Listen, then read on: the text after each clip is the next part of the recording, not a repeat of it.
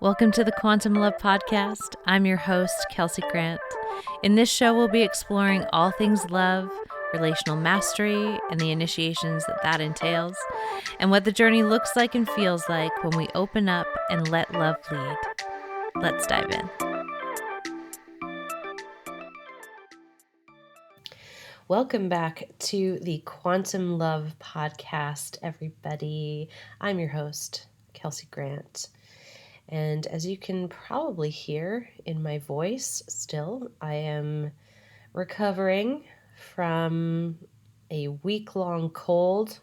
It's been the first one I've had in a couple years, so I guess, all things considered, it's not so bad. And it really wasn't that horrible of a situation, let's be honest. But it really put some things into perspective for me. My humans sometimes. No, if your human does the same thing. But I often have a very distinct idea of how things are supposed to go and how I want them to go. And, sometimes life aligns with that. And then sometimes I get leveled inside of that. And this is one of those experiences.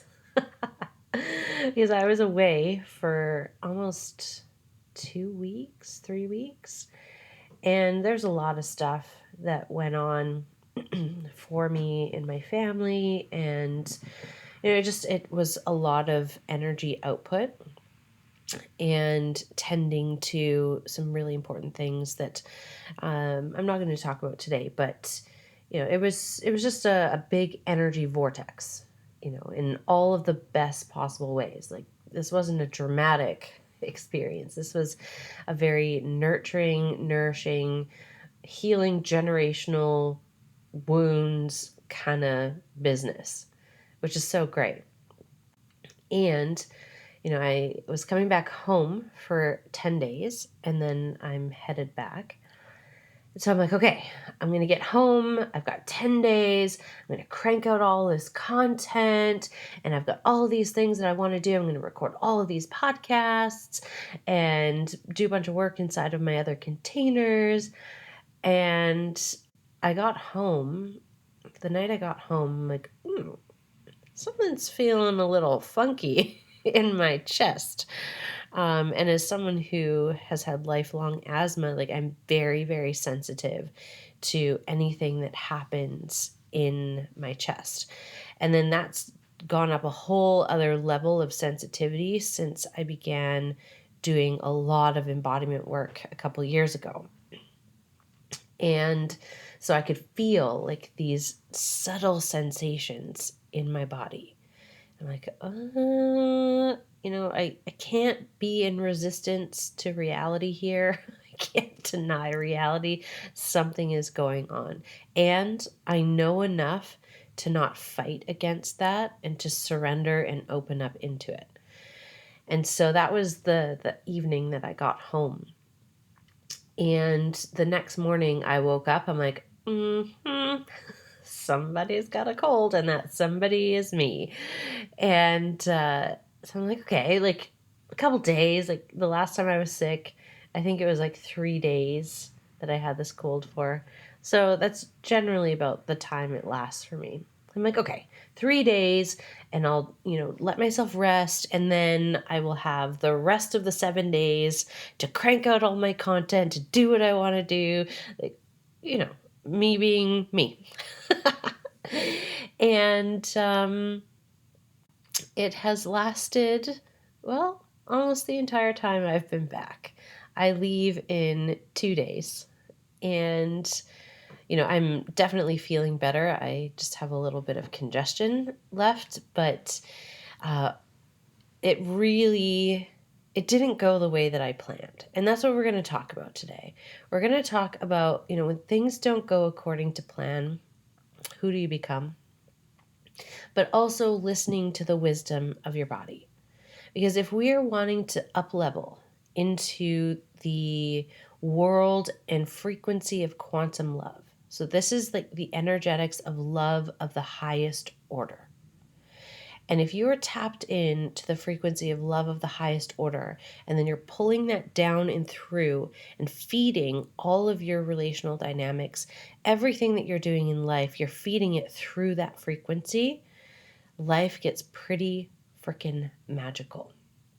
However, in order to work that whole system, you have to be in right relationship with your human. And this is where a lot of spiritual work loses me. And I'm guessing it probably loses a lot of people because it kind of untethers people. It sends them up and out of their body instead of down and in to their body. And when we can't inhabit our body, it's very hard to not only determine what the signals are that our body gives us, but also how to follow those currents.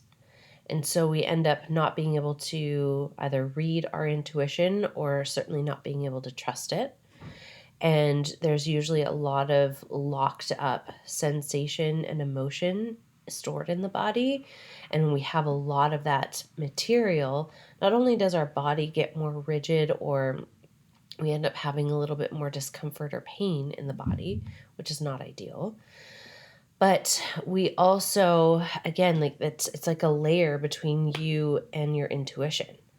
It's a layer between you and the truth of who you are. So we build up all of these layers, and then life is a little bit more dull and things are a little bit more gritty, and it's a little bit more challenging to navigate life and our relationships. So you will hear me say this over and over and over and over again, how important it is to be in right relationship with reality and right relationship with your body. Now, being in right relationship with reality and your body means we can't fight what's actually true and alive in this moment in your body. So for me, there's always this impulse to fight reality, the impulse to fight what is. Because sometimes what is really uncomfortable. It's not ideal. It's not how I want it to be. And so my humans in that moment. And it starts kind of pulling or pushing against reality. That no, it shouldn't be this way. I want it to be a way that it isn't right now. And all that does is delay the blessings that are on the other side of getting in right relationship with what is happening right now. Now, of course, we're not talking about abuse in this conversation, so please don't distort that and pull that into a conversation that is a completely different conversation. We are not talking about abuse in any way, shape, or form. These concepts, they don't apply there. And when we are in those types of dynamics, sure, we do have to be in right relationship with reality to be able to address what is happening. And there's a totally different pathway that we have to take when we are on that track. And I am not a abuse counselor. I am not someone who specializes in that area. While I am aware and informed in that area, I'm not specialized in that area. So we don't go on those journeys. I'm not going to teach you something that I'm not equipped to teach you. And that's also part of being in right relationship with reality, is being honest with yourself of where is it in integrity for you to teach or to guide or to lead, and where is it not? We have to know these things about ourselves. Otherwise, we set ourselves up to not only hurt ourselves, but we also then potentially really can do a lot of harm and really hurt a lot of other people. So we just kind of want to stay away from that as best we can. But I want to put that disclaimer there because there's always somebody who tries to distort it and pull it in a direction and does the, yeah, but what about this? So we're just going to cover that here so that we can come back into the conversation. So when we are dealing with something that's uncomfortable or a situation that is going in a different direction than we maybe originally anticipated, the first order of business is to come into right relationship with reality. What is actually happening in reality right now? And what are my feelings about it? So that's part of, orienting here, is being able to say, this is what's happening in reality, and these are my feelings about it. So if I, use my example of getting sick. So what's happening in reality is there's, a little bit of congestion in my chest. There's congestion in my sinuses, and it's uncomfortable and it's annoying. And it is not, how I anticipated spending these 9 days. And, being able to just name what's happening without judging it. I'm not judging myself for having those feelings, not judging myself for having that experience. I'm saying, this is what's happening. This is what's happening inside of me. And once I can name what's really there, like the totality of what's there. So, the sensations, the feelings that are happening in my body, and then my ideas about that, maybe even my judgments about that, and name them. Because if you're naming the judgment, you are not embodying the judgment. You're just labeling like, hey, this is a thought that went through my head. And just because you have a thought that goes through your head doesn't mean that it's A, the truth, and B, you don't have to keep rolling with that thought if it's not something that ultimately serves the direction that you want to go. We have so many thoughts every single day. And if you believed every single one of them, that would be exhausting. And so we start to develop this ability to really discern what's in service and what's not. So whenever I'm fighting or resisting reality, I'm actually taking myself out of the position to be a conscious creator of my reality. So again, that doesn't mean that I have ultimate control over the universe. What it does mean is I have the conscious ability to create how I'm going to respond to life. So when things happen, I always have a choice as to how I'm going to react or respond. And sometimes I will react from an old wound. I will react from a place of contraction. And then there will be other times where I respond from a place of being really anchored in the person that I want to be in the world. And both of those experiences are right and true. They both inform the person that I am and the person that I'm becoming. And when we deny the shadowy parts, when we deny these parts that are like, ooh, it's not so nice to look at sometimes. I don't want to admit that about myself. When we can't touch that part literally hijacks more of your behavior, more of your perception of reality. And so it is in deep service to love of the highest order for you to be in right relationship with reality, which means being in right relationship with your shadowy parts and the more integrated, expansive, love-filled parts. All of it belongs. All of it is welcome. And if you have a hard time with that, welcome to the club. This has been a 13-year work in progress for me. And it doesn't mean that it's going to take you 13 years to get to a place of acceptance and opening around this. This is actually something that opened pretty early on in my journey, and I've just been refining it and practicing for It probably took me maybe a couple months to really land that in my system. And then it's literally taken the, 12 years to play with it, to refine it, to integrate it, to explore that part of myself. So you can be aware that we have these parts, and then we have to actually practice being in relationship with those parts. And then the more that you practice being in approval and being in right relationship with all parts of you, then over time we get dropped into deeper layers. So over time, you're actually getting to know and create intimacy with every single layer of you, which I think is really extraordinary.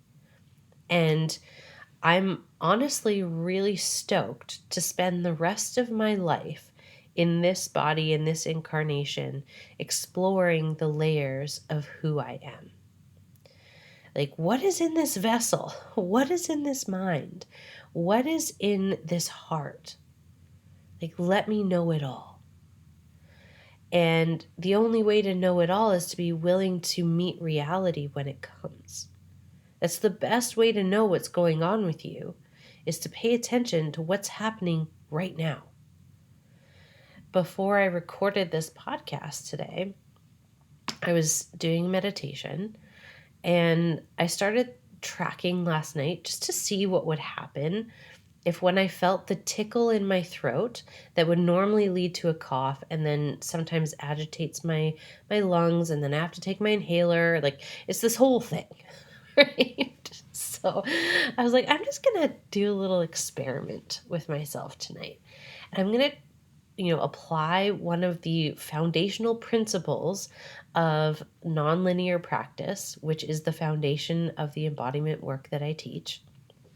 So one of the foundational principles of nonlinear movement is following and tracking sensation in your body and moving with that sensation. So I'm like, well, what if I pair naming what's happening in reality with following the sensation that's happening in my system and just see what happens? And so every time I felt the tickle in my throat, I dropped in and I identified what the tickle felt like, where it's located, and just watching it move. So I'm tracking it moving. And last night before I fell asleep, it was starting on, the right-hand side of my throat, like close to my collarbone. And then it kind of moved up, and then it moved down, and then it moved side to side. And then it kind of dispersed, and the tickle was gone. And I was like, oh, that was interesting. The next time it happened, it showed up on the left side. And then it started weaving on the left side, and then did a dispersal. And so it happened again when I was in meditation today. I'm like, all right, I'm just going to follow the sensation of what's happening in my body. So in that moment, like, this is the most present you could be in a meditation because I'm literally right there with reality. I'm right there with my body. So, show me where this energy wants to go. And what came through was, when I was coughing, there was this energy inside of my throat that wanted my attention. But instead of me dropping in and tuning in, I was annoyed that I have a tickle in my throat, and I'm like, and then it's going to turn into a cough, and then I'm going to have to take my inhaler. And then, so I wasn't in my body. I wasn't in the present moment. I was literally popped off into my head, stirring up this whole reality that wasn't even happening. And this practice brought me right into reality, right into that moment where the sensation, all it wanted from me was for me to name that it was there, to be in relationship with it, and just watch it dance. That's all I was doing. I was watching it dance in my mind's eye and feeling it move with the sensations of my body. And I did allow my body to move with the sensations, which helped open it. And lucky me, there was no coughing fit before I went to sleep last night. No inhaler needed. Now, that's not to say that there won't be times where I have a coughing fit and I need my inhaler. Like, of course that's going to happen. But there was something really significant about having that relationship in reality and experiencing that and watching it track. It literally tracked through my throat. And I could feel like the little tickle. And it was almost like it was this very playful, energetic, spirit kind of moving particle. Like it had it had a little bit of mischief in it. And I'm like, is this the mischievous part of myself that wants to be known and wants to be loved into wholeness? This playful part of myself that I kind of put on the back burner when some really hard stuff happened in this last decade. Like, I've been bringing that part of me back as best I can. And it felt like this was just another layer of welcoming that part back. That, this mischievous, playful part of me that sometimes gets cast away when I'm too busy. When I'm filling my schedule and I'm like, I gotta do all these podcast episodes and like film all of this content and do this over here. And like my life is just too full for that playful, mischievous energy to really like have its own time to shine. So of course I would get leveled when I got home. And, part of getting sick for me is always a reminder to slow down. Always. Like, girl, you're pushing it. You're going a mile a minute here, and you need to slow down. You need to rest. We need to nourish. So that's always a big part of it. And then it was so interesting to watch this other element reveal itself. Like, it's time to bring more permission for that mischievous, playful, energetic part of you. Let it dance. Let it move. Let it track through your system. And when you meet what wants to be known inside of you, it doesn't have to have its way with you. It doesn't have to fuck you up. Whereas, I wasn't tuning in like that for the week prior up until this point. I wasn't. I was just more focused on like, okay, let me get through this day because it's really fucking hard and I'm feeling really shitty and, my body is not happy. So let me nourish her. That was my priority for the first week. And because I laid that foundation of just tending to what was actually being asked of me, tending to the needs in that moment, then when there was capacity, when there was spaciousness, when there was availability to do this exploration, that's when I went down and in. Down and into the body. Not up and out of the body, but down and in. What is this tickle in my throat trying to communicate to me? Which is also really interesting because the current series that's happening right now, the Codes of Quantum Love, before I do any of these embodiment series, I sit in a sacred ceremony and I pull all of the cards. So we work with archetypes in this series and we work with embodying those archetypes and pairing them with certain energy signatures so that you can unlock these parts of yourself and get to know parts of yourself through an archetypal journey. And so I'll sit in sacred ceremony and I will pull the cards for each journey so I know what each archetype is that we are going to be exploring in the embodiment sessions. And before I do that, I tune the deck. So I have a set of tuning forks. I am a sound healer through and through. Sound healing is my jam. I love frequencies. I love harmonies. I love music. I love sound. So whenever I do work, like there's a lot of that energy infused into it.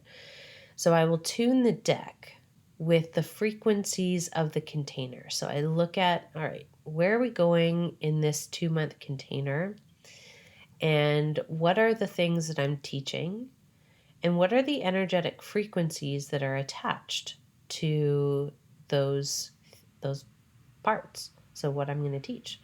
Where is that anchored in the energetic system? Where does that show up in the body? And then I choose the tuning forks that correlate with the frequencies that we're going to be working with.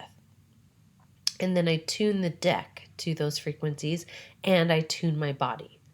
So for this particular series that we're currently in, the Codes of Quantum Love, the frequencies that we used in the tuning forks were the heart chakra, the throat, the third eye, and the crown. And I kid you not, the day after I do this ceremony is the day that I get sick. And it starts in my chest, it moves up into my throat, up into my sinuses, and now it's clearing out my crown. And so this is happening on a metaphysical level, a physical level, an energetic and an emotional level, that these upgrades that I teach are also upgrading me at the same time. And whenever we get sick, there is an upgrade that's happening to the system. So your system is literally getting rid of material that it's no longer needing and is no longer in service to you. And there's this purification process that happens when we get sick. Like it literally clears out. That's why you have sinuses that are dripping and like you're hacking up a lung and you're, getting this stuff out. You're getting something out that is no longer in harmony with your system. And so there's an energetic, emotional, and also physical upgrade that happens when you get sick, when you get a cold. And so I just found it so interesting that it correlated exactly and literally it followed the same progression as the tune-up that I did with the tuning forks and my body prior to the ceremony. And then the same sequence, I did heart, throat, third eye, crown when I tuned the deck. And so those frequencies, the heart frequency, throat, third eye, and crown, are infused into the archetypes that were selected for this series and for this alchemical journey that everyone who's in that class is privy to. P.S. If you missed the sign up for it, there is still one way that you can access it, and that is through the Embodied Alchemy membership.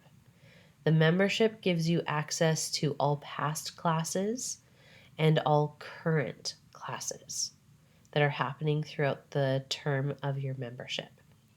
So you'd have to go back and do the replay and start with session 1, but you can always still hop in if you're like, this sounds amazing. Why didn't I sign up? Or I didn't know about this until today. You can still hop in, but that's the only route. So it's a minimum 6-month membership. It's $111 a month, and you'll have access to the current series that's happening. You will also get access to the embodiment sessions that are going to be paired with the new Healing Heartbreak program that I'm releasing really soon. And then the next series will start in August. And I'm not sure if we're going to do people pleasing or boundaries, but we're going to do one of those two. And whatever one we don't do, it'll be the final one for the year. So we have some great ones that are coming up.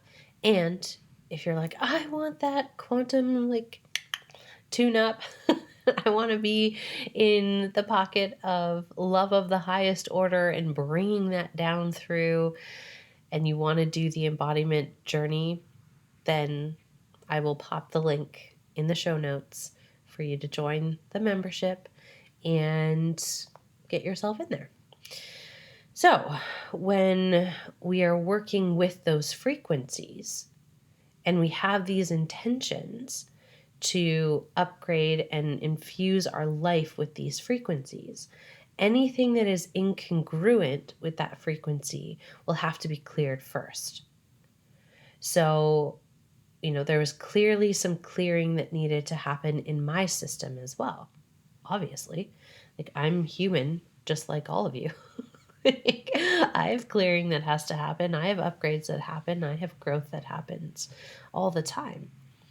And, to be able to surrender into, okay, this is not the way that I was anticipating spending my week. I, was a little bit compressed coming home because I'm like, I only have 10 days and I have all of this stuff I want to get done. And then I get leveled the day that I get back home.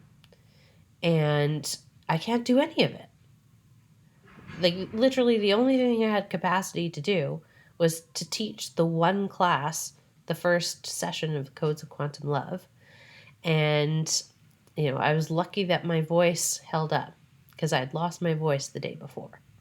So when I'm telling you it went from my chest up into my throat, it really went from my chest up into my throat. And my throat was like, we're going to take away your ability to speak for a few days.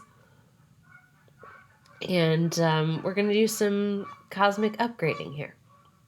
And that was a real trip for me when my voice went, because obviously I have a podcast, so I talk.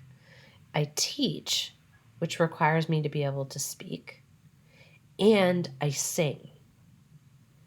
And I've just entered into a glorious new songwriting mentorship for the next year.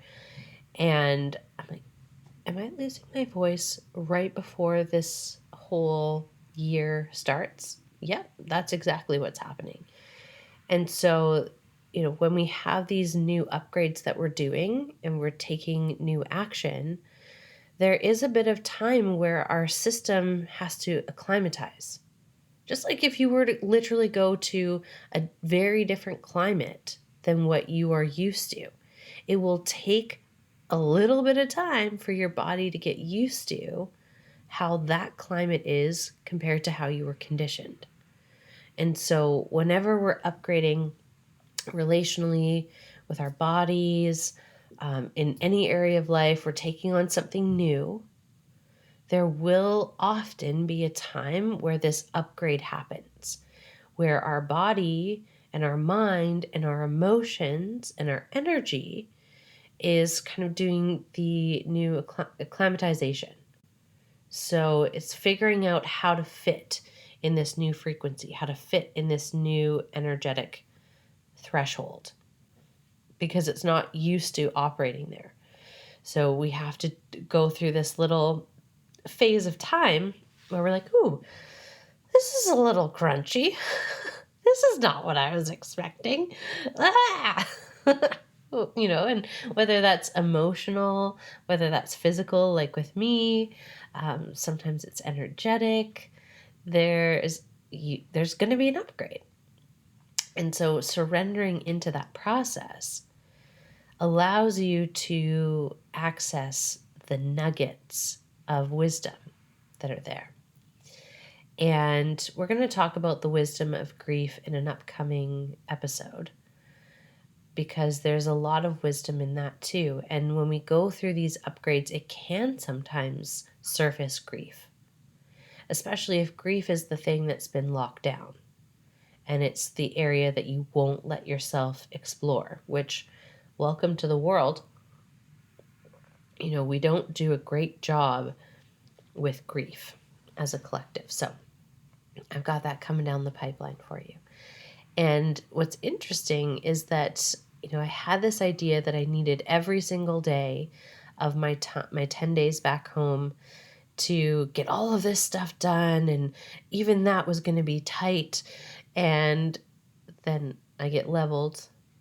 I do not spend the 10 days doing all of the work that I wanted to be doing. Instead, I spent the 10 days resting. I spent it nourishing my body and making really, really nourishing food so that my body could have the nutrients that it needed to continue to heal. I slept a lot. So resting was more like in the daytime and just like going slow. And then I let myself sleep. The amount of salt baths that I had and essential oils going, um, that was just what was required. And inside of that, I had some really beautiful experiences this week. I had such an amazing time for our first Codes of Quantum Love session. Like, it was so fun. I wore a fluorescent pink blazer, which I think is my new favorite thing.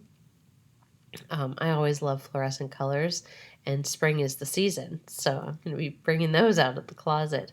But there's just something about the energetic of that color. And then the people who join the container, I'm literally obsessed with every single one of them. The insights that came through, the activity in the community space as a result of the sessions and the journey that everyone went through was so magnificent. I got to have a really beautiful catch up with my grandmother. I talked to her for 2 hours one day and then an hour and a half the next day. I got to share with her some of the new music that is about to get released and have her hear it, which was so special because I haven't seen her because of the panty here. And it was really nice to be able to talk to her and FaceTime with her and actually see her and share these parts of my life that I've been working on, since the last time I saw her. And it was just really, really special to have that time with her and that time with my mom, because my mom was on the call too. And then the second day, my brother and my sister-in-law and my niece and nephew. And there are these moments that I don't know that I would have let myself have, or at least not had as much of it, because I would have been like, oh, look at the time. I got to go get something done. And instead, I'm like, well, I have a very spacious day because I literally don't have capacity to do anything else.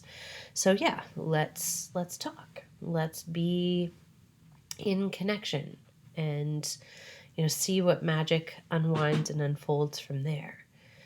And really honoring my capacity this week of like I can't do it, and having to reschedule things and which is not my favorite thing to do, but having to surrender into that and knowing that it's okay, that there will be phases of time in life where I'm just not as available to operate at the level I usually operate at.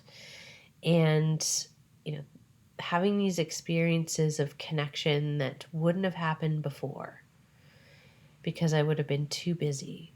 And then to realize that, well, now that I'm through the worst part of it and my energy is back to normal, then being able to take a dance class online and, doing some more movement to my system and in my house. And like, oh, this actually feels really nourishing now that I've given my body the adequate rest that it needed.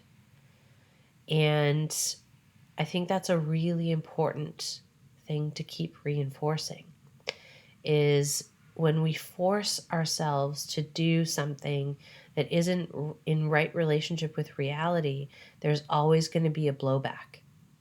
Always. Whether you are forcing your body to work out when it's tired and then you strain a muscle, that's the blowback. Or if you are pushing a partner to, I watched Ultimatum this week. So, pushing a partner for a certain level of commitment that they're not ready for, and then you get the blowback of maybe them leaving altogether or finding someone else or disengaging even more in the relationship. That's the blowback. There's always going to be a blowback when we are pushing, when we are forcing. So this is why it's so important to slow down just in general and give ourselves spaciousness so that when we have these moments in time where an upgrade is happening or we're really getting leveled and we have to really slow down, that we can surrender into it. We don't have to force our way through it and be like, suck it up, I'm not getting sick and I'm not doing this. It's not a moral failing to get a cold or to get sick or to have something, go sideways. That's just part of what it means to be human and playing the human game. And, when we think that we are above that, that's when we actually suffer. That's when the sweetness of life gets sucked right out. But when we can be in right relationship with reality and what it means to be human, which is, there are going to be times that are really wonderful. And there are going to be times that are really fucking shitty. There are going to be emotions that are really hard and sticky and crunchy to navigate. And there will be emotions that are really smooth and pleasurable that you get to experience as well. All of it belongs. There are going to be things that happen that aren't fair. There are going to be things that happen that are fair and are just. And, this is part of the alchemical soup that we swim in as humans. And when we fight it, we miss the magic. When we fight it, we miss that moment where you're tracking the tickle in your throat and it opens into this realization that those parts, all they want is to be known. All they want is to be named. And when they do, when you tend to them properly, they don't need to wreak havoc over your system. And so there will always be something that opens in you when you come into relationship with reality that is it doesn't even have to be harmonious. Like I said at the beginning, you might be able to name what's happening and then you have your opinions and your judgments about it. But can you name those too? Can you get those out into the open? That yes, I can acknowledge that this is what's happening in reality and I'm pissed about it. This isn't fair. This isn't right. This isn't just. I don't like it. Can you name all that stuff too? Because then you're bringing that material out of the shadow. You're bringing it out into the open so it can be alchemized by the light, alchemized by love, alchemized by truth. And when this alchemy happens, that is in the frequency of love of the highest order, which is also the frequency of truth of the highest order, it opens portals of incredible possibility that wouldn't otherwise be possible. And if that doesn't make being human the most magical and enchanting and extraordinary and confusing thing ever, I don't know what does. I don't know what counts, and for me, I would much rather live a magical existence where I'm in relationship with reality. I'm feeling life fully. I'm not denying parts of reality because I want it to be perfect or I want things to be comfortable all the time. I'm allowing those moments where it's uncomfortable. Being sick is uncomfortable. Feeling pain is uncomfortable. And yet there is always something so rich inside of that experience if you are willing to open into it. So I think that's all I want to say about that for this week. And I think what I'm going to do I'm going to keep trying this for a little bit of time, see how we go. But I really like the progression of 3 weeks on for episodes and then 1 week off. That really flows with my feminine system. So I'm going to keep rolling with that until I don't. Like, I'm going to keep doing what feels right and true and aligned. And if at some point I want to switch to every other week, then that's what I'll do. But for now, I like this vibe of 3 episodes, 1 week off. 3 episodes, 1 week off. So that's what we're going to do. So I will be back next week with a new episode. And, leave me a comment on Instagram. You can come over to the Quantum Love membership. It's $22 a month. I'm leaving it as $22 a month, at least for the month of April, because obviously all of this stuff happened and I just don't have capacity to upgrade the price. So lucky you. It will stay at $22 for the month of April at least. And that is a place where you can come in and digest the podcast. You can discuss them with other people. There are workbooks. There are Quantum Love workbooks in there. I release one a month. And there's just spaciousness in there to explore these concepts a little bit deeper for yourself. And starting next month in May, I will be beginning the community Q&A that is specific to that community space. So you already get the replays of my free community calls that I do for everyone on my email list. I do one of those a month. And starting in May, I will be doing a Q&A session for all of the members of the Quantum Love membership. So if you are in there, you get to be part of the Q&A. And I think it's going to be pretty magical because that's what tends to happen in my containers. So if you'd like to join the membership, it's $22 a month. You can do that in the bio link in the show notes. Where am I right now? I'm not on Instagram. I'm on my podcast, Kelsey. Jeez. And if you would like to get into the codes of Quantum Love and you missed the registration for that, you can join the Embodied Alchemy membership for $111 a month. And you can access the live sessions that way and the replays of all the previous series that we've done so far. To give you context, we've done a series on rejection. We've done one on resentment. We've done one on body love, and we've done one on worthiness. So you've got a lot of rich content and a lot of embodiment journeys that you can go through. Plus, there's all of the drop-in classes that I've done, and those are different themes as well. So you have a lot to choose from in there. And there's a specific community space for the Embodied Alchemy membership. So there's a place where you can digest, and you also get access to the Quantum Love membership. So there's a lot that you get if you hop in there. So those are available to you if you want to go deeper. If you don't, if you just want to, read my Instagram and listen to the podcast, that is so okay too. And if you really liked the episode, you got something out of it, please share it with someone else in your life that could really benefit from this conversation as well. And I love you all so very much, and I will see you and talk to you next week, if not sooner. Bye, friends.